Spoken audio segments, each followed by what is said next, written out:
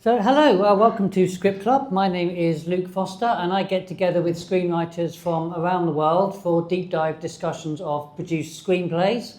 Script Club is brought to you by CenterFrame, which is a club for filmmakers where you can build your network, develop your skills, meet mentors and get your projects made.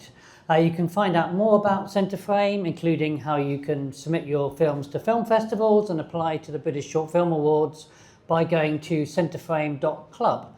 But today we are here to talk about the screenplay for Red Sonja, and I'm absolutely thrilled that the director of the film and the writer of the shooting script, MJ Bassett, is with us. MJ's extensive credits include Solomon Kane, Death Watch, Silent Hill Revelation, Ash vs. the Evil Dead, Reacher, Altered Carbon, and many, many more. So please give a big welcome to MJ.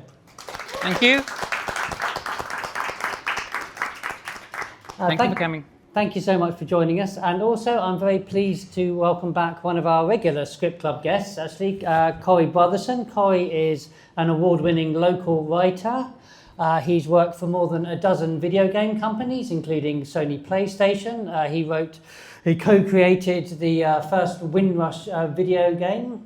And he's also written more than a dozen comic book stories, including the critically acclaimed Magic of Myths. So please give Corey a big hand. Oh, we need to talk about video games afterwards. Definitely. And thank you so much to everyone who's come along today. But before we look at our first scene, MJ, I would like to ask you, really, how did you become attached to Red Sonja, both as a director and as a writer? Okay, so Red Sonja is a character that was created by a writer called Robert E. Howard in 1932 or something. The guy, Robert E. Howard, created Conan. That's what he's famous for. And Sonja appeared in a short story of his as a very different character. But in the 1970s, when Marvel were publishing the Conan comic books, they wanted a kind of female warrior woman to go alongside Conan, and they owned that library. So what they did is they basically co-opted Robert Howard's Sonja into what they needed for next to Conan. So she became this buxom, silver bikini-wearing warrior woman in 1974. I think Roy Thomas created her there. And that comic has been in publication on and off up until today, and it's still being published. There was a movie in 1984, I think it was, with Brigitte Nielsen and Arnold Schwarzenegger. 17 years ago, a company called Millennium Films optioned the property to make it into a movie. And so for 17 years, it's been in and out of development and production. And so over the course of the last 17 years, it's had, I think, Simon West was going to do it, Robert Rodriguez was going to do it, Bryan Singer was going to do it, Joey Soloway was going to do it. So a whole ruck of directors. And it had something like 15 or 20 drafts of different screenplays were written during that time as well. And they spent millions of dollars on the development of this company. Now, Millennium Films are basically a big independent production company. They make The Expendables and Hitman's Bodyguard. They did the last Conan movie. So this is their world. And they own a studio out in Bulgaria. They're also a little bit, well, this is going to go on YouTube, right? So a little bit, I think I'll go dodgy. But they make what they make and they get films made. And it's impressive. I'd been in and out of working with them, trying to get stuff off the ground, never really worked, but I knew they had Sonja. And I made a movie called Solomon Kane about, 12 years ago or something, which is another heroic fantasy character based on Robert Howard's work. So when I finished Kane, people said to me, what do you want to do next? Now, Kane wasn't super successful. It's a really good movie if you haven't seen it. It wasn't super successful, but they said, what do you want to do next? And I said, I'd love to do Red Sonja. Now, I hadn't come out as trans then, so nobody really understood why I wanted to do a female character and not the big muscly dude character. Now everybody knows. But Millennium had this thing, and another director was attached. And so I'd go meet them, and they'd get it to be pitched around town. They'd say, would you write it? It's like, no, I want to direct it. And I came and went. I ended up doing a lot of television, other movies. But over the course of that, I think I'd been chasing it for 10 years, I guess. So 17 in total for them. 10 for me, just going in for meetings and seeing.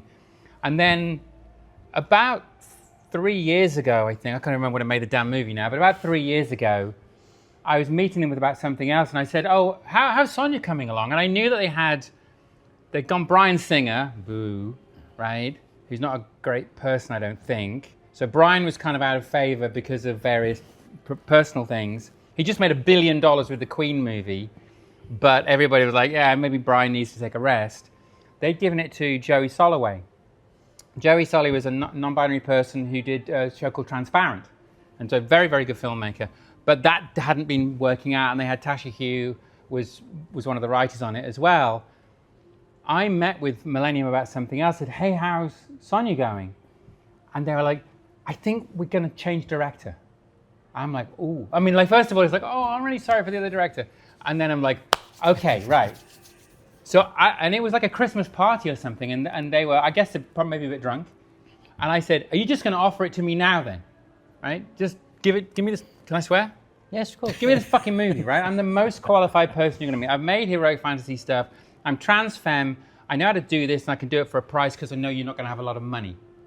Right? So it became like a perfect storm. And they called up the next morning and they said, are you serious? And I'm like, it's a heart attack. I'm serious. I want to do this.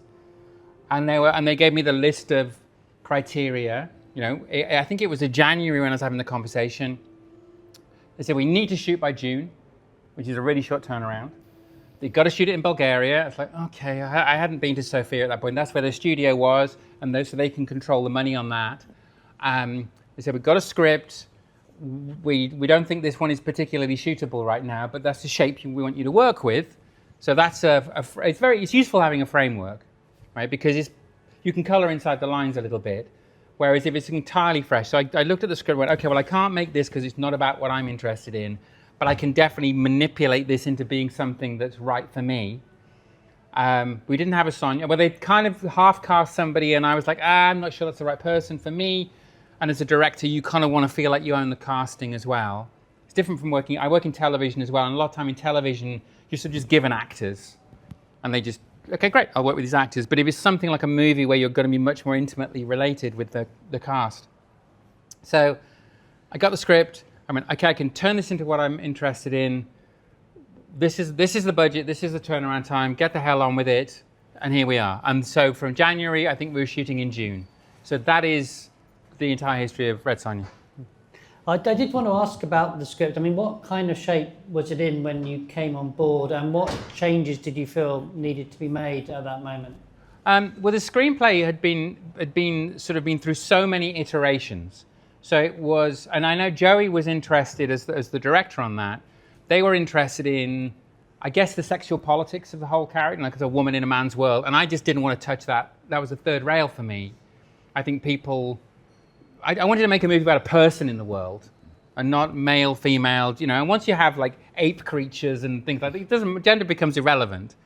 And I'd also been so annoyed with how Sonja had been portrayed over the years in the comic books as this kind of essentially a male gaze figure. And I wanted to do something where she was just a person, and it became irrelevant. She still needed to wear a chainmail bikini at some point, right? There are certain things you have to do. There are certain tropes you have to get to. But, and I sort of knew how I could get there. And within the script, Joey had done something really clever, and Tasha had done, and so like, great, that's an interesting idea I can work off. My personal interests are kind of environmental issues. So I wanted to make the movie lean into that, a woman who protects the natural world, and then the bad guy has a perspective on how to utilize world resources. I don't know if you've seen the movie or not, but it's like he wants to use the resources, and Sonja's saying we can't use the resources because it's going to destroy the world. So that was a central conflict for me. And it wasn't about, oh, you're a woman, I'm a man. So that I had to kind of, I'm not saying gut it, but I had to take that away and then put me in there. And also, the script as written was utterly unshootable for the budget, right? So that's the other thing, is like I've done enough stuff now to read a page and go, oh, that's this many days shooting, this is this cost. And I knew what I had. And the number they publicly said versus the number I knew I was going to get given would utterly disconnect from each other. They're not the real world thing at all. Right? Now that's the film business, right? You're going to be told it's a $70 million movie, but you've got $20 million to play with, or it's a $50 million movie and you've got $10 million to play with.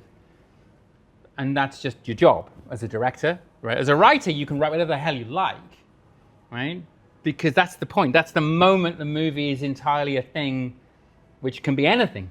And then somebody like me has to go, oh, that's unshootable, or it's not dealing with the themes I'm interested in, or an actor cannot say these words.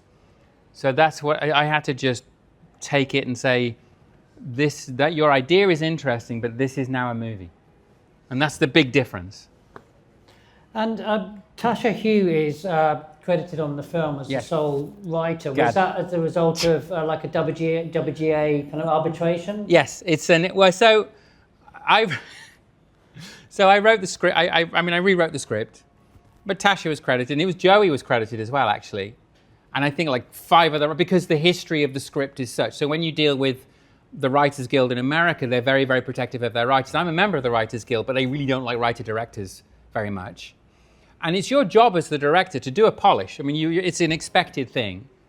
And I really thought that I'd done enough. Well, I mean, to this day, I contest I'd done enough to make it mine. But they said no, and that's fine. That's the script. She gets my money, and she gets the residuals, and I get what I get, right? But there's no point being bitter about that. All those writers got me to a place where I could make a film that was shootable.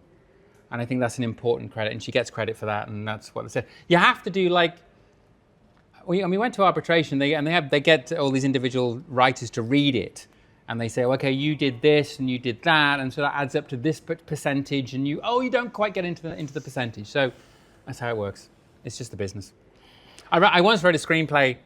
I did a rewrite. I made a movie called Inside Man 2, which is a sequel nobody wanted to a really, really good Spike Lee movie. And I was down in South Africa shooting it, and I did a full draft of that script, and I put my name on the front of the script when I sent it back to the studio, because I thought I'd done so much work.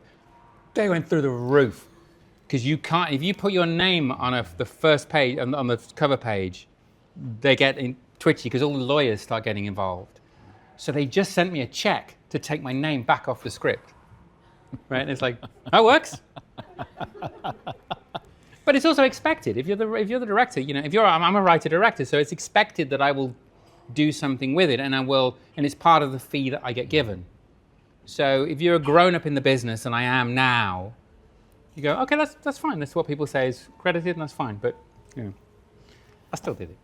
I mean, we did a script club discussion with Barry Sonnenfeld that Corey was also part of. Right. And we were kind of, myself and Corey and our other guests, we were all talking as if... Did he sit in this chair, by the way? No, that was he was online, and but we all spoke as if Ed Solomon was the sole writer of the script, because that was our understanding. And then Barry Sonnenfeld was very quick. He was very nice about it. But he was very quick to point out the work that David Koepp had also done on that film. And there's tons of uncredited writers. I mean, that's just the business. But I find it very odd that literally everybody else who works on a film gets a credit somehow, down to the smallest roles. But the writer, someone could do quite significant work on a script that impacts what you see on screen quite substantially and kind of get no credit. And I do find that a bit strange. And I'm wondering how you feel about that. And do you feel the rules maybe need to be changed so they find a way to actually credit everybody that worked on a screenplay? Well, no, because you can have 25 writers on a screenplay. So what you're looking for, and I don't think the audience. I can't speak for the audience. I can speak for me. I think the point is, if you see a list, if you had 25 directors on a movie, you go, well, who the hell is the author of that? Like Ed Solomon's a great writer. If Ed Solomon came up with, Men in Black they turned it into a comic book in order to turn it back into a movie. So this weird history. But I think it's that sense of people want us to get a sense of authorship. I genuinely feel I should, and I didn't want Tasha to not have a credit, by the way. I wanted to have a credit. I thought, she should go first because she did all the work. Or whoever got us to that point. I thought, well, I also did enough, but there's no point with sour grapes. I get paid money, right? There's a great line in Mad Men. Have you seen it, right? That's what the money's for, right? And that's true. It's what the money's for. You shut the fuck up and do your job, right? And that's my job, is to shepherd the whole thing through and to make a movie where the people who put their money into the movie get it back, right? And at the same time, I'm fulfilling my creative ambitions to do something that I've wanted to do. And I fought to get Sonja for so long. And the movie, I haven't seen it. It's like some people think it's great, some people think it's shit. I get the reviews that go, this is the worst movie of the year, alongside a review that says this is the best movie of the summer. Right? So what's the truth? The truth is it's a movie I made, and we'll see how it plays. Right? What I did when I wrote it, I wanted to really lean into emotion. I wanted to really change the nature of the villain. One of the scenes we're going to see is because I wanted the villain to not be a villain. I wanted to be somebody whose perspective, like Thanos, you go, well, he's got a point. Right? Thanos was right. Thanos' problem was that he killed half of all living things. Not just, you should have killed half of humanity and left all the living things, because essentially you just halved the resources for everybody. What was the point of that, right? Somebody should have been in the script meeting that day and just said, dude, this is making no sense, right? Doesn't crack a smile. This guy's impossible. Before we just look at that, we are going to look at that one of the scenes with Draen, the antagonist, at the moment. But Corey, did you have any questions about the overall sort of writing of the script and converting it into the film at all? Yeah, I'm actually wearing a mic, so I don't want to disrupt the two mics together. But so hopefully you can hear me, right? So yeah, I mean, only 8 of them. It's fine. Well, I mean, it's like I was reading the script and I was obviously trying to watch the movie at the same time, and I was starting to kind of see there was quite a few severe differences at times between the shooting script and what was put on screen as well. Were there kind of like justifications through that, through pacing, through budget and time? Was it anything, or kind of combination of all those different things that came into play? It's a combo platter of reasons, right? So I wrote the script had a hell of a lot more. I mean, I like Ray Harryhausen movies, so I wanted to make a monster movie. And okay, I guess everyone here wants to be a writer. Some of you want to be directors, right? The truth of the matter is, if you don't get it in camera on the set, there's a really good chance it won't make it. So my post-production budget was cut by millions and millions of dollars, right, because of financial issues and all the kind of things. So the Cyclops made it because I was going to die on that hill, and I needed it for the story. But there are a bunch of monsters that I put in, which they went, yeah, we're not paying for this. So then suddenly it's like, okay, how do you get your story to flow without the monster moment? Or I thought I'd baked them in so strongly that the movie couldn't survive without it. So I thought I was protecting myself. So the beginning of the movie is a kind of mishmash of stuff, right? Because I'd written it to start in a very particular way. And then when they took away the monster, which kind of is an inciting creature, you read it, right? Yeah. So there's a thing called the Shuak. I created this monster. I was really proud of this monster. We did the designs and we did early previs stuff on it, and I spent a couple of days shooting the sequence for it. And then when I'd done my director's cut was pretty long, because I put everything in, and then we got the notes started coming in, right? Oh, we don't think we need that opening sequence. And initially I was thinking, why don't you want, it's going to be great when it's done. We could put the monster in, it's going to look great. And it's like, no, we don't need it, right? It's not that they didn't need it, couldn't afford it, right? So it became about then it's art and commerce. So what am I going to fight for? What are the battles that are worth doing? So yeah, there's some significant differences. Sometimes it's a pacing thing. Sometimes, there's one fight too many. They really, really wanted us to get in the post to get to the arena quickly. Yeah. Right. That, as far as they were concerned, that's when the movie started. Right. So I'd always sort of got it as a halfway point, and they were like, no, that's got to be the end of the first act. So you have to barrel through Sonja in the wilderness, and Sonja doing this, and at some point you go, Sonja collecting honey from a tree. Yeah, I probably can live without that, right? Sonja doing this. Yeah, you know what? I get the idea. And also the stuff on a page. It'll be. You do the minute a page rule when you're writing a screenplay. So you go, okay, it's a third of a page for this scene, a third of a page for this scene. Really, you can do those in 5-second montagey things. But you've shot it. You've gone to the location. You've shot the damn thing. It becomes this. The machine tells you a certain way of making the movie, and then ultimately the edit is the last draft of the script. Right? So you go, I don't need these pages. We set aside $1 million for reshoots. That money went. There was never any reshoots. Right? So the glue that you could have put together maybe to go, okay, we're taking this scene out, but it needs a bit of dialogue or a look or a this or that. That all disappeared. So there's a moment where you go, okay, can the movie take these things? Can it survive the structure? Because screenplay is structure, really. I'm a big William Goldman advocate, right? And he says screenplay is structure, and that's kind of true. Structure and character, in truth. It's not dialogue. So how robust is your structure? And go, okay, well, the structure's pretty good, right? So Sonja's good. Matilda Lutz is great as the character. Bad guy's good. Rob Sheehan just chews up the scenes. He's great. You can't have a villain which completely outbalances the hero, but also heroes are defined by villains. So it's that kind of balance you're looking for all the way through. But yeah, I mean, absolutely shit got taken out, right? And I have a long cut on my hard drive, and every so often I go back to it and go, I wonder if I can just do some temp visual effects in this. But the big stuff is the money stuff that got taken out. It was just characters talking to each other. That's free, so you can finish that really easily. So this is from very early in the film. This is when Sonja has discovered that some hunters have slaughtered some creatures in the forest, and she angrily follows them to their camp.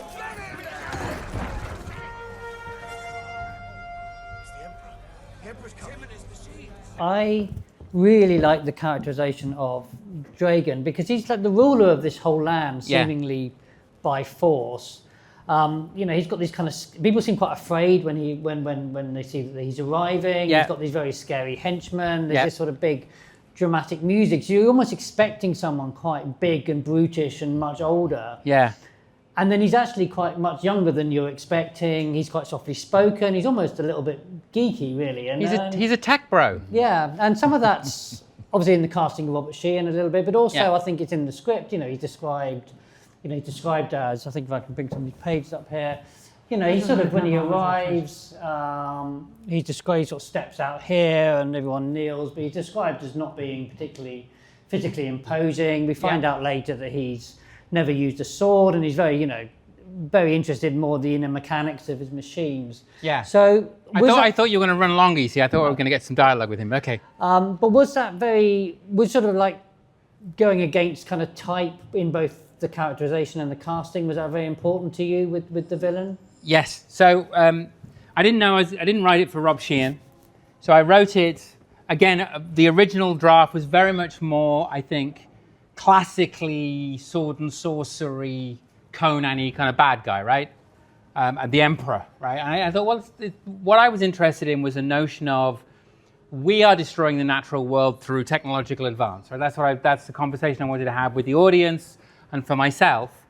And I thought, well, okay, the tech bros are the big problem right now, and knowing where Dragen's character is ultimately going to come from. Spoiler alert: he comes from the same village as Sonja, and he got taken away as a slave.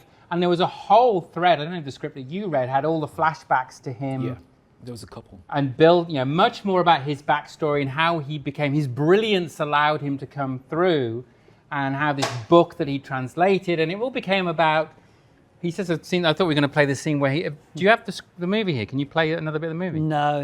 Okay. The clip, there's a scene later on where just after this, where he's got a king that he's captured, and the king is like, "Oh my God, my lord, you're so brilliant." He goes, "Yeah, knowledge is everything." He says, "Knowledge, right? That's where we're going to find our strength." And I believe that's true, right? I believe that knowledge will save us. I believe that AI will save the planet. It will enslave us, but it will save the planet. Right, because that's what knowledge can do for us, right? Here we go. This is all this time here. So I promised me all this. I'm getting a Cyclops. Okay, so he keeps going go through the script. That's him. So I'm foreshadowing the Cyclops later on, right? Because I want to make sure we've got a Cyclops, so we talk about a Cyclops. And then a whole thing about the Phantotherium horns, right? So there's these creatures that the poachers have killed and they've cut their horns off, right? Now I've spent time in southern Africa with anti-poaching units, so I'm very concerned about conservation. So there's a whole thing where creatures are having their horns cut off, and that horn, which is utterly useless, is being used for, what did I write here? Freshly killed. The artisans of Kusala carved the most beautiful ceremonial daggers, which is actually what happens to rhino horns. It used to be, a lot of rhinos were killed in the 80s and 90s for dagger handles. So you just put in the shit that you're interested in, right? All that got cut. I shot it, it exists. And it got cut because it's not moving plot, and the whole introduction of Draen was getting so long, and it was like, get to the damn point with this character. Right? Now, I'm like, I love the performance, and Rob's really interesting, and I genuinely think the audience would stay. But the studio, get to the damn point, right? We want the movie, and they did a cut of the movie at one point, right? They did a cut of the movie which was 85 minutes long, right? And at what point you just go, I'm going home. I'm taking my toys. I'm getting out of here. You can't possibly make this movie, right? And they're like, well, all right, what would you do with it? So then you have these big arguments. So they do their horrible, brutal, violent cut. And you go, well, clearly nobody's going to, that's an unreleasable version of the film. But I see what you want. And it's filmmaking is a collaborative process. I mean, unless you're James Cameron or Chris Nolan or whoever, for somebody like me, it's still a collaborative process with the studio and the finances. They're going to say to you, hey, listen, you don't have final cut. So unless you have that line in your contract, which is the final, Ridley Scott doesn't have final cut. There's like 3 filmmakers in the world who have that now. So you're negotiating every step of the way. Now, they'll trust your vision because they don't want a director who's pissed off with the movie, right? They don't want you to have walked away from it, right? There was, I know a couple of filmmakers who kind of walked away from their movies and then actually actively talked against their films. And you go, this is not a way the business works, right? I'm actually pretty proud of how the movie came out once you go through the pain in the process. With this scene, right? So I'm thinking, I want us to meet this character, Draen, and I want us to understand every single aspect of his motivations by the end of this sequence. And then I'm done, I put a bow on him, and we can carry on with our story. Turned out I was using too many pages for that, right? Because the moment you put an actor in there as well, right? So you're writing all the stuff you're writing and thinking, I need to explain this, I need to explain that, and you go, oh, the way that Rob Sheehan is standing is telling me, a page of dialogue. The way this is working is telling me this. The way he looks, the way he relates, the way he does that. So performance drives it all. And then you can just let him get on with it. And again, we'll get onto a couple of other scenes. But so Rob's doing that. Matilda has got a much quieter presence, right? So we know that she's, Sonja is, I've seen her, she's really upset about the things being killed.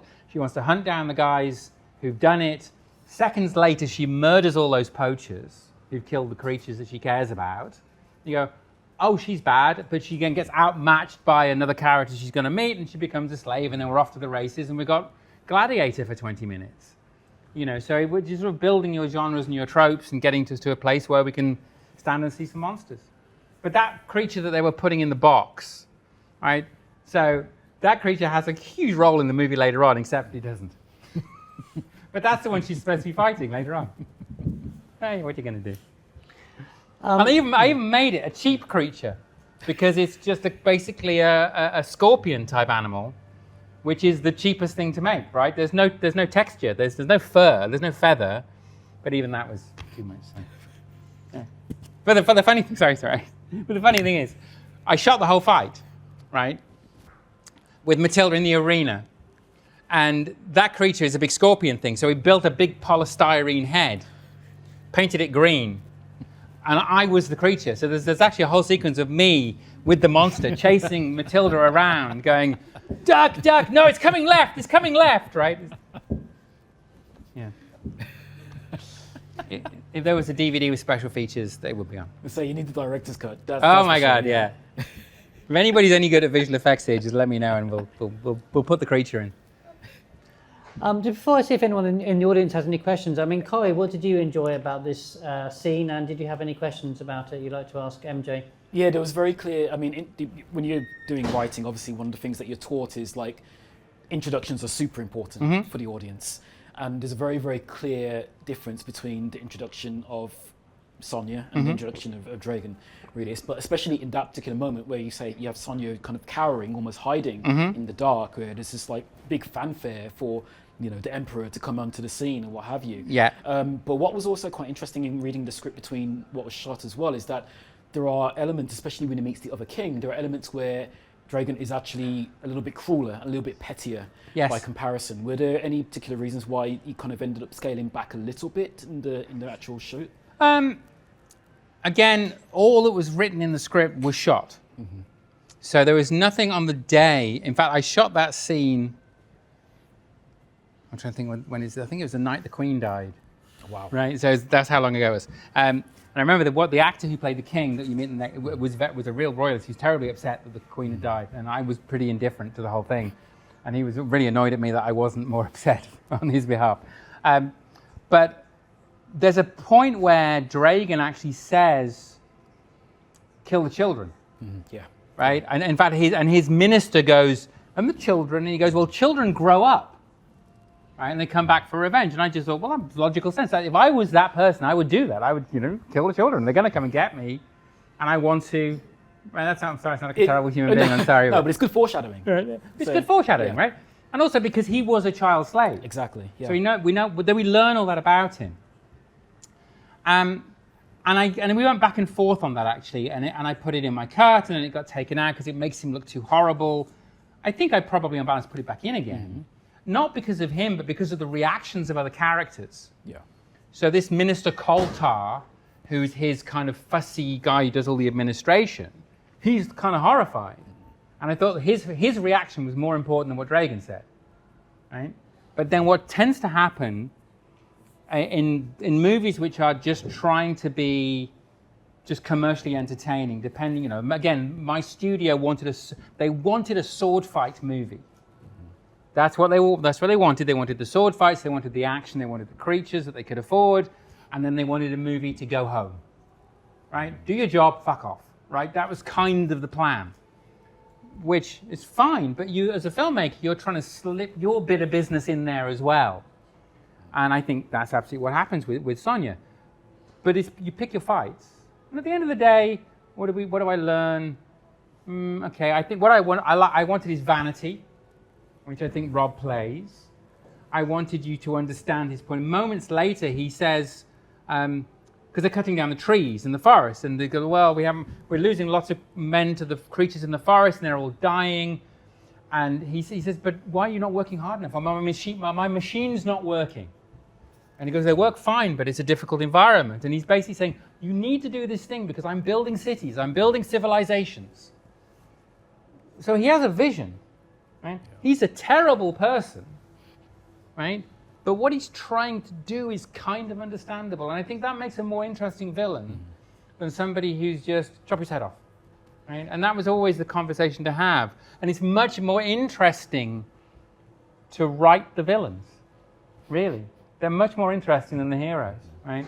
So Sonja, because you have to fight to make Sonja interesting, and it's much harder for an actor to play a kind of heroic, sort of reactive character, right? So something happens to them to make them do what they're doing, whereas Draen and the villains, and all villains, all the way through their work, they're carrying on, they're going to rob the bank, they're going to destroy half of humanity, they're going to do their thing. They have agency immediately, right? Your hero is sort of passively going along in the world until the inciting incident happens, and then they suddenly have to have agency to do the thing you're asking them to do.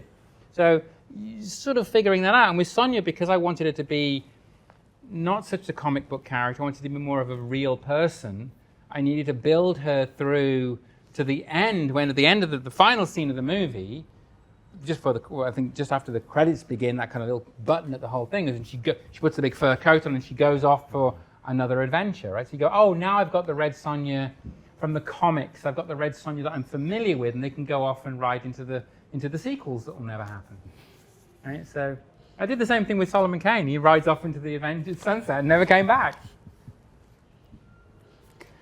So does anyone have any questions at this point you'd like to ask?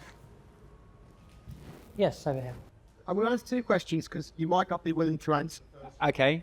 Me and you had a conversation a while ago about a film you were on for the directing job on. Oh, aye. And you were one of 3 directors to get the job. Oh, yeah? And you didn't get it. Story of my life, honey. You said to me, you dodged the bullet. Was it the Predator movie? Yes. Yeah. And I was wondering if you could expand on that. Well, why I didn't get it? No, there was a certain producer on board. You might not want to name names, but you said that you met with him. Oh, Robert Rodriguez? Yeah. Yeah. So you're all willing to name names. But like you were saying, your time with Robert Rodriguez was not a fun one. No, I wouldn't say. He drank tequila. It was plenty fun. But no, so I was up for a Predator movie, not before Dan Trachtenberg got involved and made it really, really good. I was up for, was it Predators? It was the one that Adrian Brody finally did, right? Mm-hmm. So I'd made a movie, it was after Solomon Kane, so it was a while ago. So I made Solomon Kane, and Harry Knowles, there was a website called Ain't It Cool News back in the day. Most of you are too young, but there was like, for some of the older folks who might remember that. It was an incredibly influential website. So Harry was, God bless him, was a big fan of mine. And he loved Solomon Kane. Robert Rodriguez the Predator was completely done, right? Nobody wanted it. It was a dead franchise at 20th Century Fox. And this was before I lived in America. I've just come back, but I lived in America about 8 years, but it was before I lived in America. So I would go out and do the dog and pony show where you meet all the studios and they give you the thing. Da, da, da. So I was out there, and Harry had been a big advocate for Kane. Harvey Weinstein had bought it and buried it, so that, what the fuck are you gonna do about that, right? But it had been seen around town and really liked. 20th Century Fox had Predators. Ultimately, I was chasing Alien. That's the reason I took the meeting. I wanted to do an Alien movie more than anything. Alien's the reason I became a filmmaker.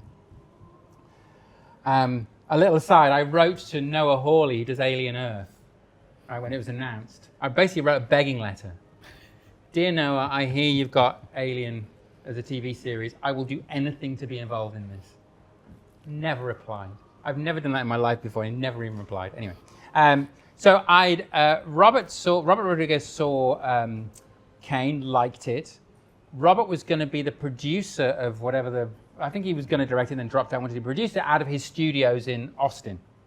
Right? And because he did all the Spy Kids movies, so the effects were really cheap. They were going to do like a fairly quick, relatively cheap version. Then it was me. So I'd met with Fox. They liked me. They said, go meet Robert. He's in town. And it was me and two other directors, Nimrod Antal, who finally got the movie, and Neil Marshall, who is a friend of mine. And Neil had done Dog Soldiers and The Descent, and is made some really, really good movies, right? So he was a much more successful filmmaker than me at the time, probably still is on any metric. And obviously before I came out, so it's old me, beard and muscles and that kind of shit. So it's very macho crap. And I met with Robert at a bar in LA, and we immediately didn't get on.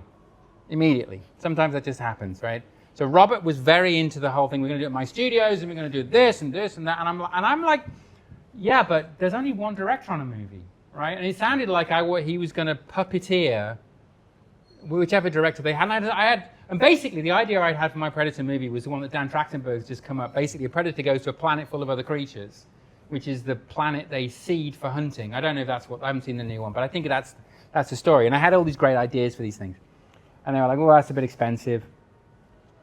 And then, Robert, I don't drink, but Rob drank tequila, and he came in his cowboy hat, and he did the whole Robert Rodriguez thing. And he's a very cool guy, but was really very interested in being I think, for my takeaway was wanted to be quite controlling about how it was done. And I was still a bit cocky, like more cocky than now. And I'm like, yeah, I said, Robert, but there can only be one. Because he was like, I'm going to grab a camera and I'll shoot some stuff. I'm like, no, you don't. I'm the director. And the conversation never went any further than that.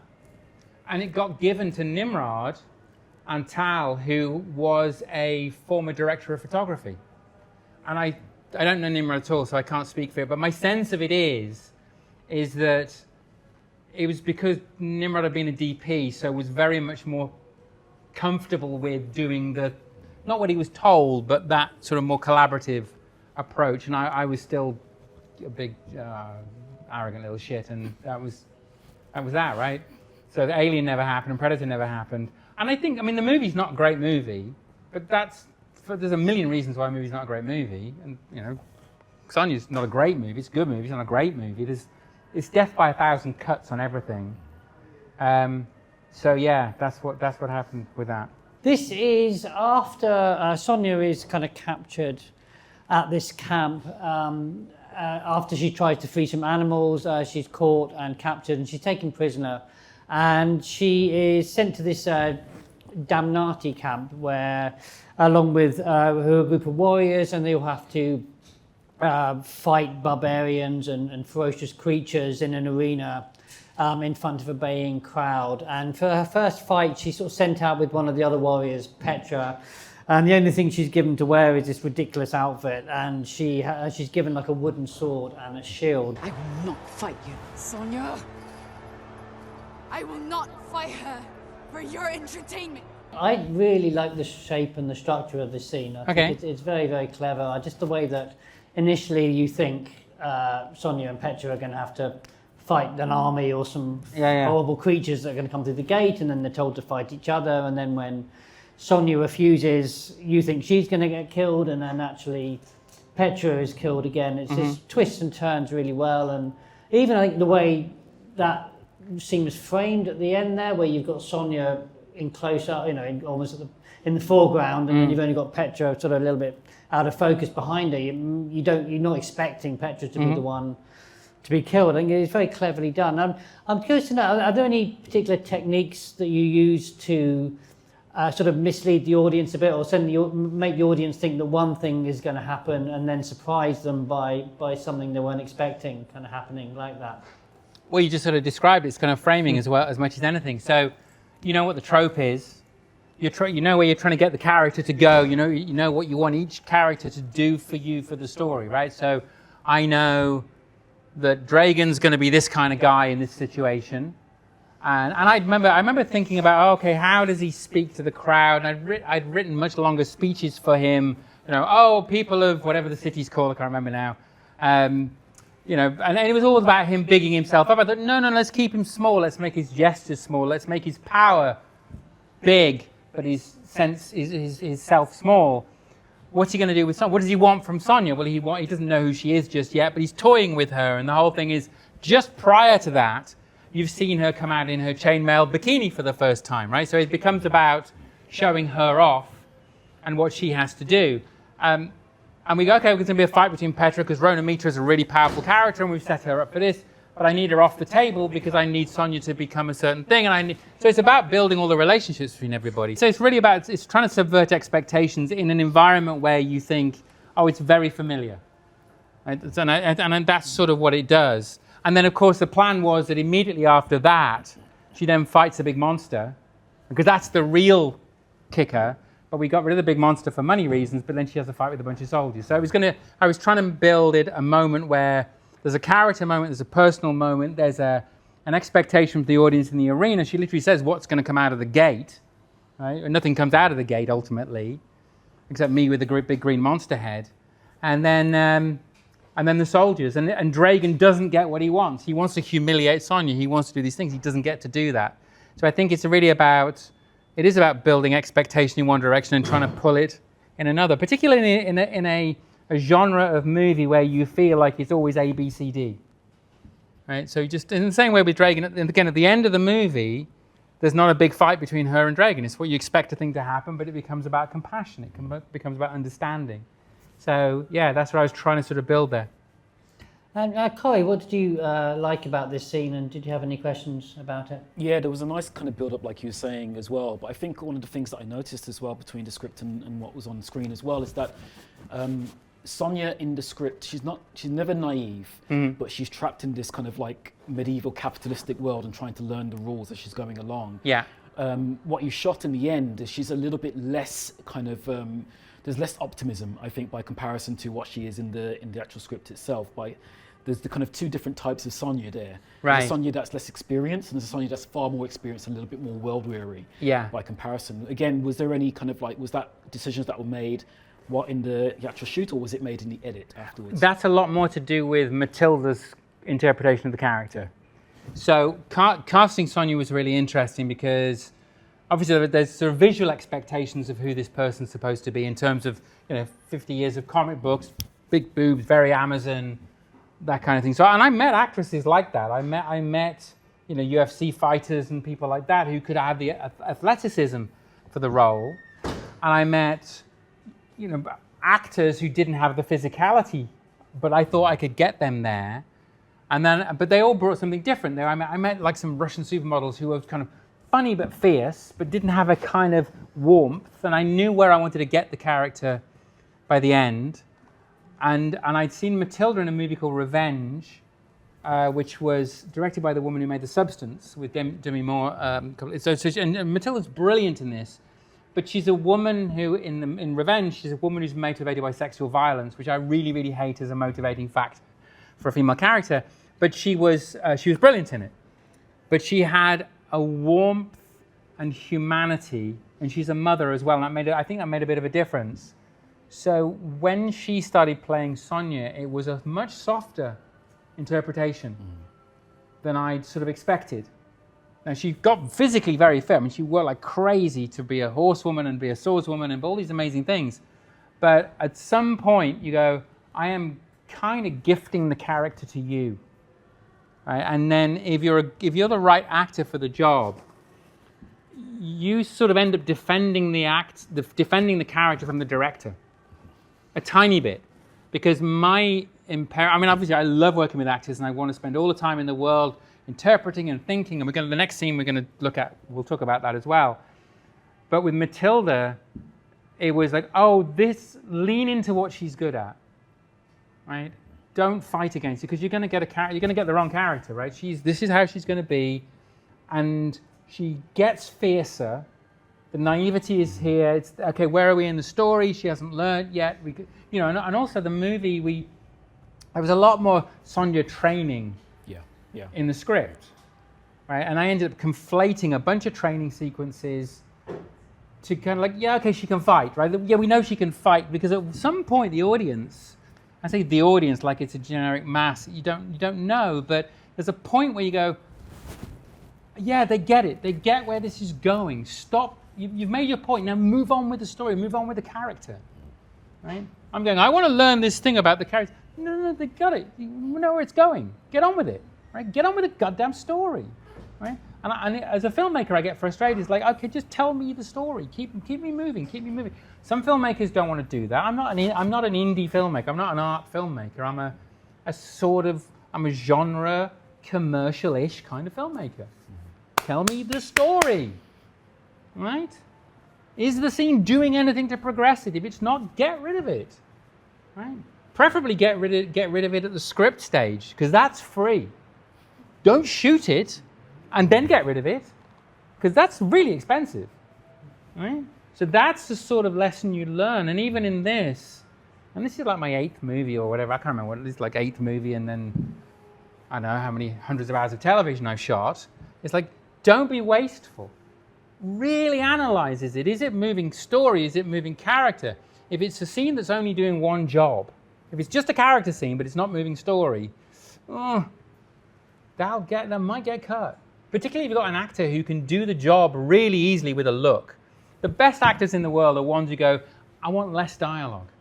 I can do this, right? I remember actually in Death Watch, right? So Andy Serkis had a scene. I always had Lawrence Fox was in the movie. Sorry. Before he was who he was, right?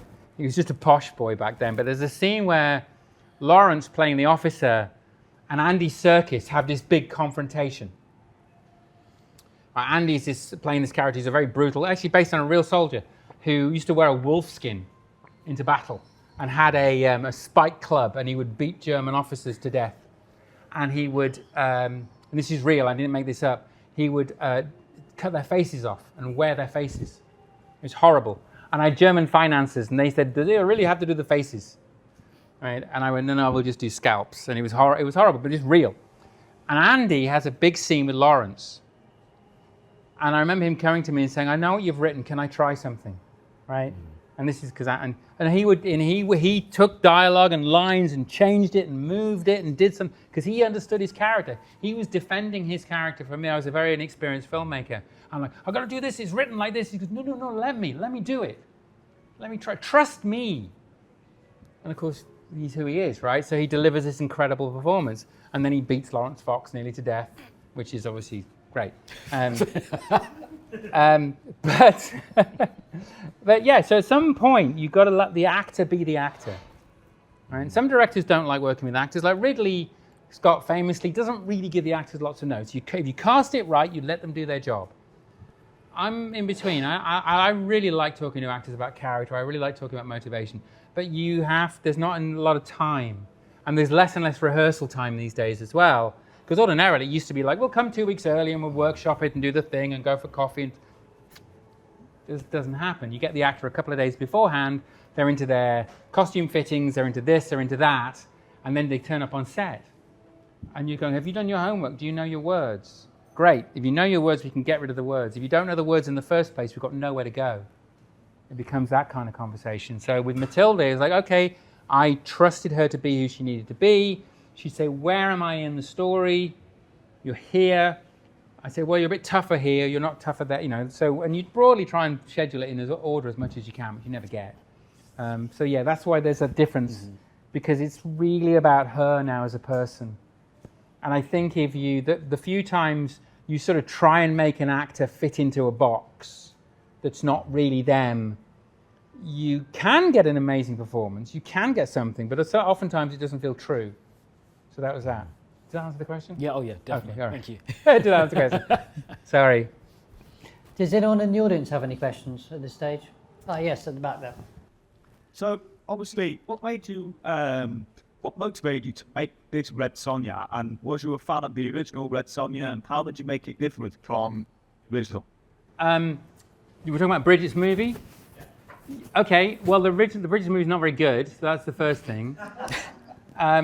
She's lovely, and I actually shot a cameo with Bridget Nielsen in this movie, but I didn't make it to the... And she's a lovely, lovely woman. So I kept writing cameos for her, right? I thought, oh, she can be this person, oh, she can be that, and couldn't get the damn dates right. So finally she ended up doing a cameo in a scene that we didn't make the movie, which is a terrible shame. So what motivated me to do this was, I'd always loved the character. There's very, very few powerful women characters in fantasy in kind of heroic fantasy fiction. She's known. The studio wanted to make it. So you're pushing against an open door. I really, really wanted to explore what she could be, and I thought, okay, if I get it right, maybe there's more stories to tell, because you've got 40 years of really interesting stuff to do. I met with the guys who own the rights to the comic, and I said, this is what I want to do, and they kind of liked that. And I think at that stage, they'd run through bigger name directors, and they just were happy to have somebody who really, really cared about the character. Because it was like, I want to make this, and I understand there's not much money, and I'll do the best I can with what you give me. So it became about the equation. The option was going to run out. They needed to make the movie. They didn't have much money. They had a filmmaker who knew how to make a little look like a lot, really, really wanted to do it, and would put their ass on the line for it. So it became about that, and then, again, it's one of those movies where some people really, really, really love it, some people really don't like it. I went through my, I hate my own movie phase, right? Every filmmaker goes through that. You go, what have I done? Why am I doing this? And then you watch it, and I watched it again there was a screening in Bristol. I had Solomon Kane and Red Sonja together, back to back. And I watched it with an audience on IMAX. It's like, that's not bad. That's not bad. Did that answer the question? Yeah, brilliant. Okay, yeah. You've got to want to make these damn things. You really have to. Who here wants to be a director? I mean, there's obviously writers here. Who wants to be a director? Right. You've got to really, really, really, really want to do this stuff, because it's a couple of years of your life, and you're going to get beaten up, and you're going to go broke, and all the bad things are going to happen to you to get there. And if you're slightly indifferent to the process, there'll be a point where you just go, why am I doing this? Right? And with Sonja, there were definitely moments where I'm like, I'm done with this. It's a mistake. I shouldn't have been involved. There's only one movie that I made where I look back and go, that is an objectively not very good movie. And I made a movie called Silent Hill Revelation, which is a computer game adaptation. And I knew pretty much halfway through making that movie it wasn't going to be a good movie. And it's the worst feeling in the world, right? And not knowing how to get it back on track, right? Because Lionsgate made me do it in 3D. So I shot with 3D cameras. And you go, this is a terrible format. It doesn't really lend itself to horror. The producers, who were the same producers as Solomon Kane, and I had a really great experience, but they wanted a particular kind of movie. And I was very much, what movie do you want me to make? Right? It was that. It was like, I so wanted the job. It was like, what movie do you want me to make? And they were, we want it to be this and this and this. And so I was trying to deliver their shopping list of requirements. And it's not the way to make a film. You have to go, this is the film I'm going to make. Right? And be really clear when you go into the meetings that you've had the right conversations, because it's terribly, terribly easy to say the things you want somebody to hear to give you the job. Right? And if you're any good at communicating, I'm pretty good in a room, right? So I can kind of persuade you that I really believe the thing I'm saying. And then you're halfway through production going, oh, fuck, right? How do I get it back? And I've written a script, I don't know how to. And there's some okay bits in that movie, but I got the absolute shit kicked out of me for that film. I still get hate mail about a movie that I made 10 years ago. Like, you are the worst filmmaker ever. This is a terrible film. And you go, yeah, I've seen worse. Right? And I'm First one's worse. huh? I think the first one's worse. No, that's not true. That's very kind of you to say. No, that's not true. But Christopher's just made another one, so let's see what that new one's like, right? And it's so frustrating because I really love the games and I really wanted to do a good job. And that was, and then you know, Dan Lowson, who was the DP of the first movie, was my DP on Solomon Kane, just DP'd Frankenstein for Guillermo, right? So, and he did, and we got an Oscar nomination for The Shape of Water. So Dan Lowson is one of the greatest DPs currently working, and he makes brilliant movies. I didn't get him for my film. He wouldn't do 3D because he's not stupid. But there we go. So this is from really right at the end of the film. So this is after Sonja has managed to escape from the Damnati camp with some of the other warriors. She is reunited with some members of her tribe, as she thought she'd believed were all dead. But she's also quite shocked to learn that Draen was also one of the, had been one of them himself when he was a young boy. And there's a big they have a big battle with Draen's soldiers, which leaves most of them either dead or captured. I am not some child who you abandoned. I think it's very, very interesting is that just in the script, here Draen says, not the young boy who you abandoned, and Hesper says, you were not abandoned. And then Draen says, you left me, and that's all there is in the script. And whereas obviously in the film, as we've just seen, there's this much, much bigger moment with Draen saying, you abandoned children. So I'm just very curious as to how that came about. Yeah, this is probably my favourite scene in the movie, I have to say, which nobody can take credit for except for Rob Sheehan, who's an amazing actor. So, yeah, I wrote, you abandoned me. That's it. So I wrote the scene, and this is how I wrote. You left me, and then we get on with plot. Right, it's all plot. Finds the book, does the thing. We're moving on with the big story. This scene grew out of Rob getting his lines wrong. He got his line wrong, and then he is, and this is the gift of a brilliant actor, of Andy Serkis and Rob Sheehan and all the other great actors out there. Is I'm there, we're doing the thing. I'm looking at my monitor. I've got my script supervisor, and we set up the shot. And it's the end of so there's all these kind of prisoners there, and it's a big bad thing, right? And then Rob grabs, her name's Diana Lubot. She's a really well-known Bulgarian stage actress, so she knows her business. Her English is not great, but she's a really good actress. So I'm putting, I know I'm going to get good reactions from her. Rob grabs her. I'm thinking, okay. Because I think he said, I'm going to do this stuff. They rehearsed it a little bit. And then when he said, say I abandon children, right?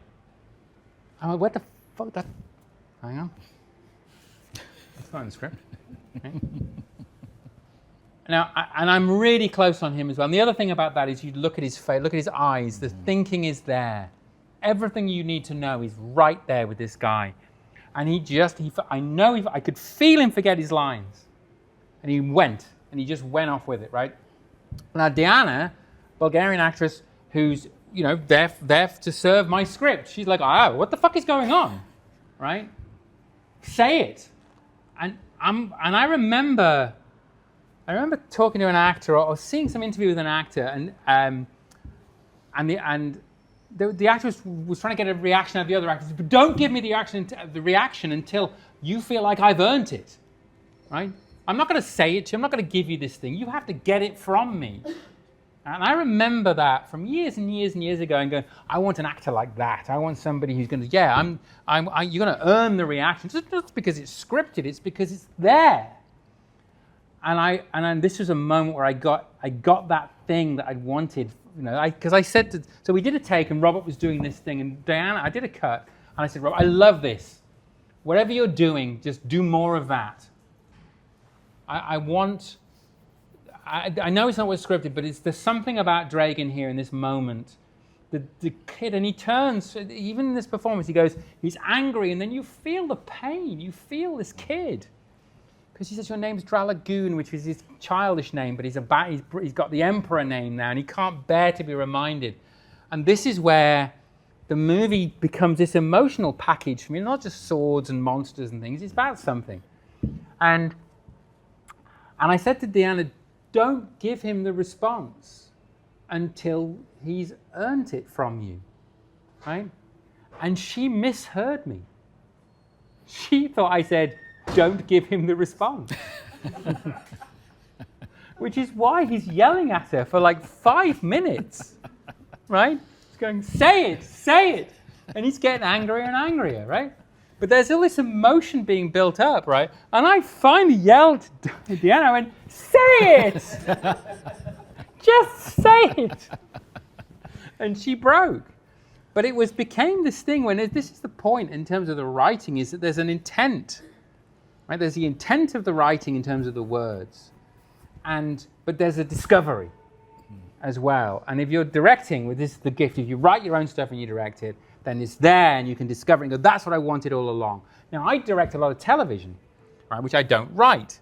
So I'm just brought in as a director to do an episode. I do Reacher and, I don't know, Terminal List and Altered Carbon and those kinds of things, right? I did some NCIS, and I can't remember, I've done loads of them. Ash versus Evil Dead, right? But I wrote some of that. But sometimes there'll be an intent, right? Now you have the writer with you on those sets.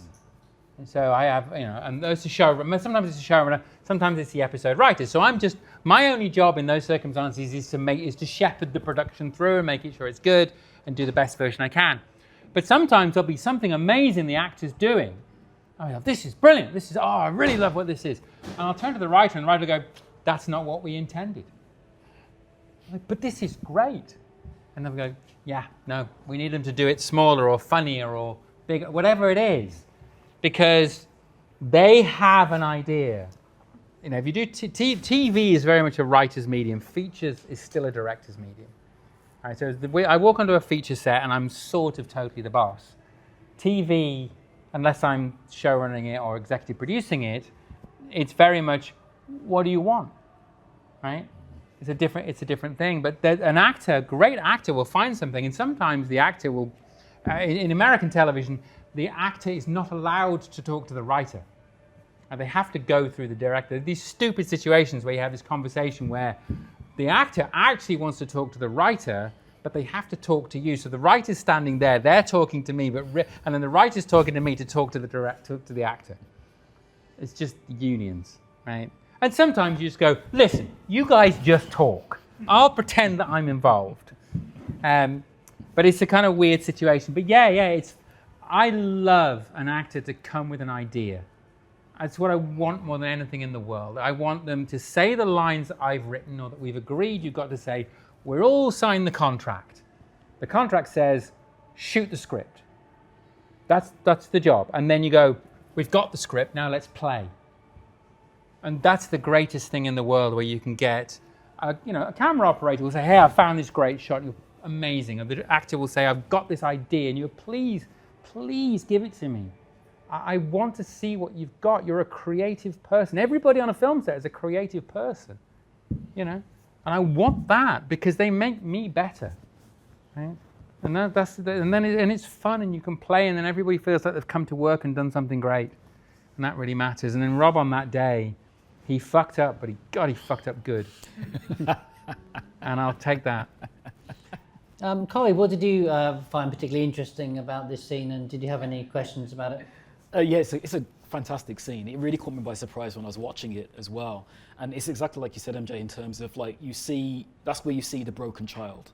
Yeah. And it's a wonderful thing to see the dichotomy between, effectively, he is the flip side of the same coin of Sonja. Yes. They're both dealing with trauma in totally different ways. And you've got one person that, like you said, I had to put in my notes, medieval tech bro, when I was writing down, I was analysing the character. Good. And you have a person that took their trauma and turned it into something where he wants to encase himself in power, so he's never hurt again. Yes. He's constantly surrounding himself with people, and he's got that charisma as with some tech bros, you do have that charisma because people want to follow you, don't want to kind of be around you, and obviously he's got an amassed army there in that respect. Yeah. Whereas Sonja is very alone, but Yeah. she's so in touch with nature Yeah. and so in touch with empathy and healing Yeah. that she comes from it from a totally different angle. And by the end of the movie, and spoilers, they kind of reach that point where she kind of almost asks for forgiveness, even though it's not her fault. She was a child at the end of the day. Yes. The army came across them, attacked them both, and they both diverged. And yes, she let go of his hand, but she was also a child herself. Completely. So that moment in that particular scene was Yes. such a wonderful encapsulation of a build-up to what was going to come later on. And it's kind of, when you're talking about working with actors, I love working with actors. I love collaboration, and I love working, when I work in comic books, I work with artists that kind of add things to my scripts. Yeah.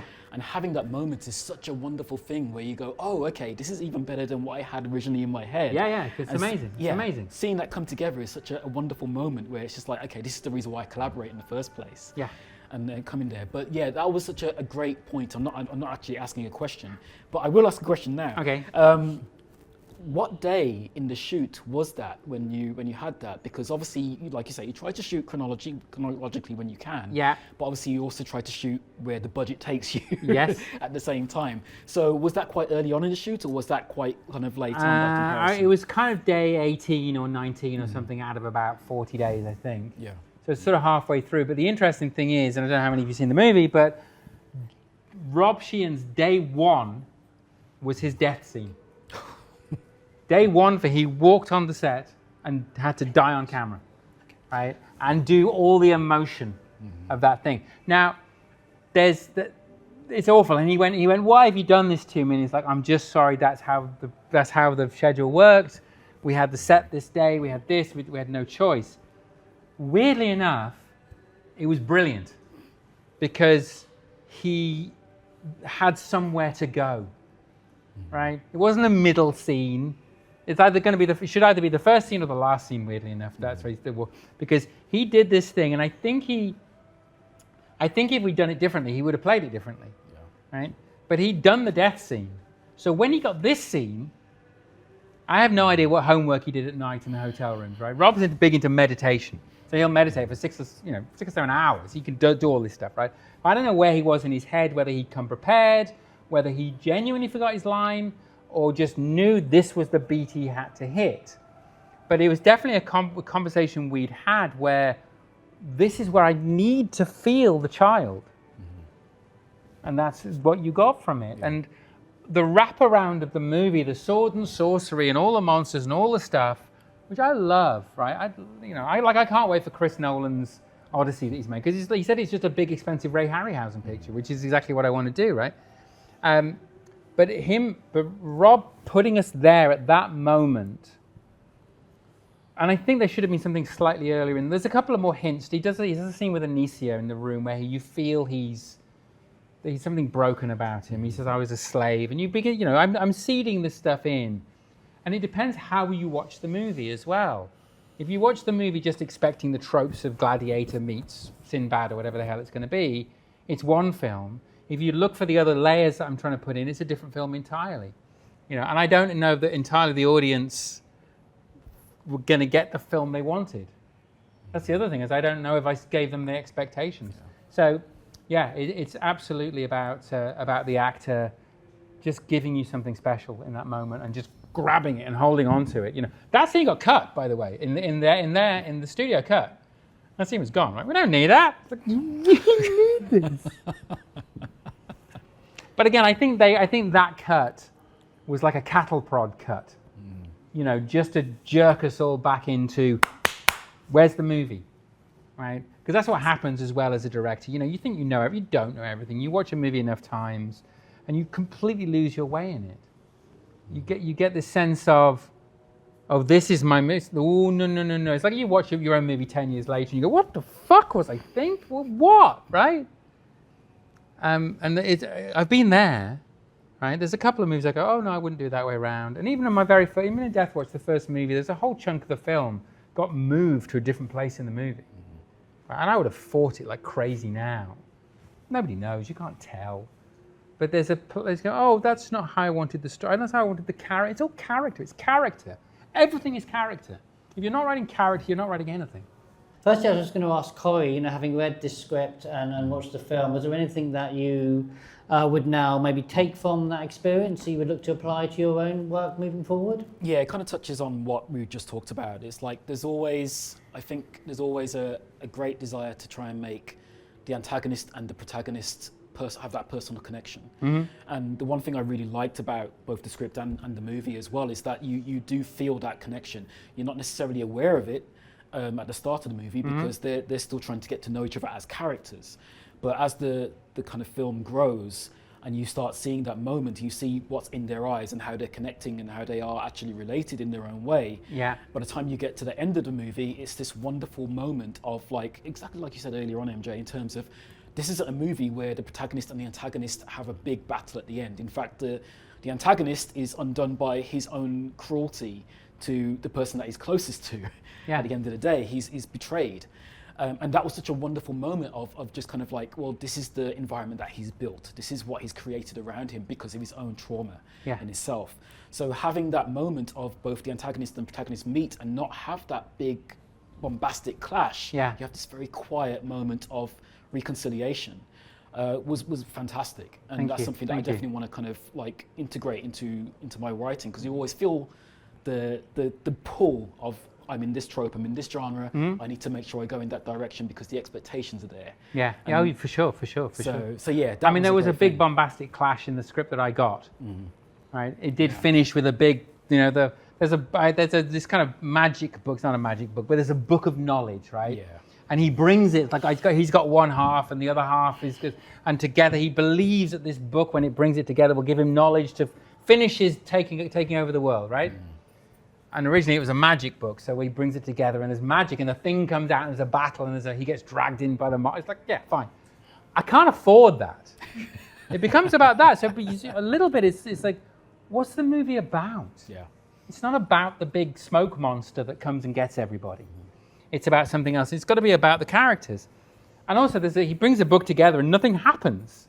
And it's like, oh, because we're expecting it. Yeah. Oh my God, the book's and it's together and it's complete. And he reads a new book. He's got the new pages and he goes, it's about healing. It's about the world in balance. And he literally goes, this is useless.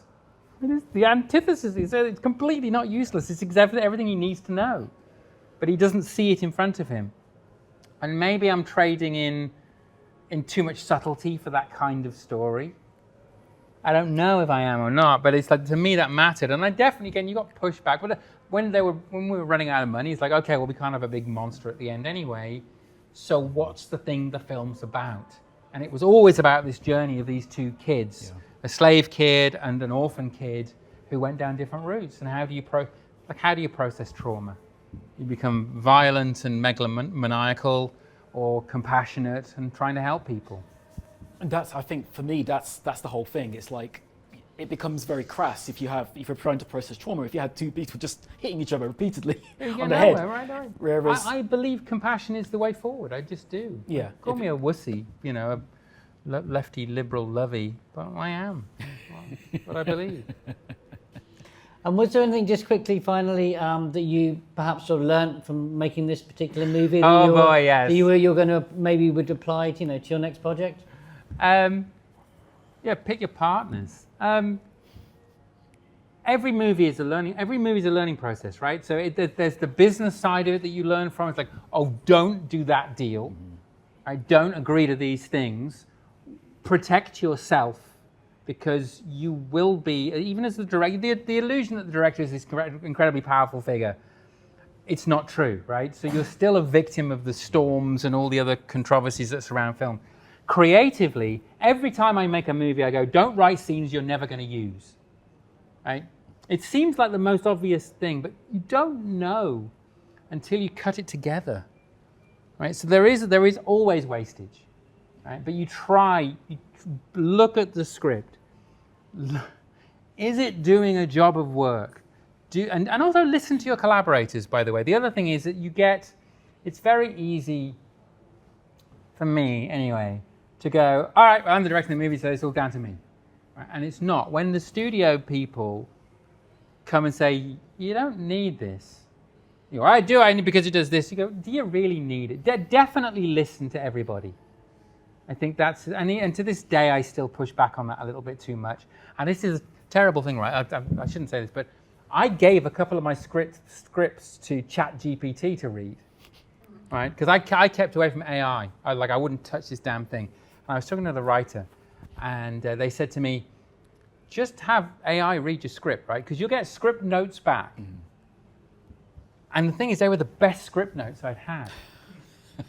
But partly because they weren't coming from a human. So there was no ego attached, right? Because when I get script notes, it's like, what the fuck do you know? How many movies have you made, right? It's all that kind of bullshit, right? And this is just a clinical machine going, your first act's too long, right? And you don't have to agree with it at all.